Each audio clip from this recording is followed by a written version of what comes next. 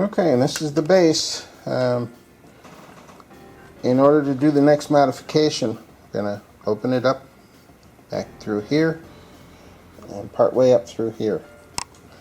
One thing I've got to figure out is whether I need to remove these braces or not. I took the milling machine base and some of the other parts to the workshop to begin milling a slot in the base to allow the ball screws to clear. It was not an easy or quick task to do. It took quite a while, and a lot of material had to be removed from the base in order to get the clearances.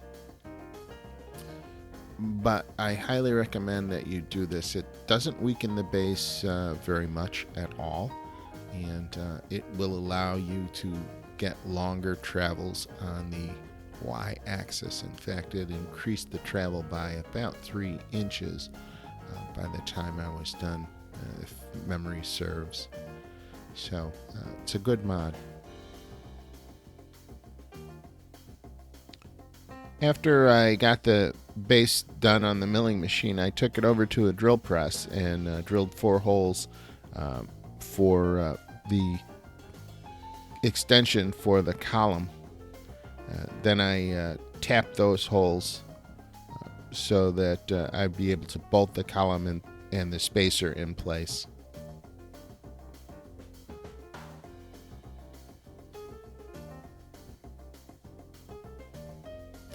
While I was at the milling machine, I also took the saddle and milled in clearance holes for the ball nuts to be installed to replace the lead screws.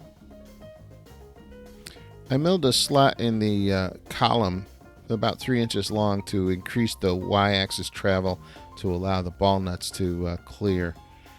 It's really gives you a lot more travel this way, and it's a modification I highly recommend doing.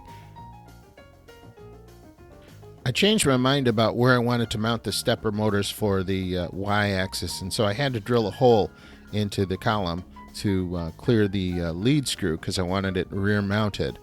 I wish I had done this on the milling machine when I had the chance, because it was very difficult to hold this steady on my drill press at home while I was doing this. So if you're thinking about doing the rear mount, plan for it while you're on the milling machine. This next group of slides is slightly out of order because it shows the spacer block that I made to space the column. I had to make that first, and we'll cover that in another video, but I had to drill and tap it in order to have it fit.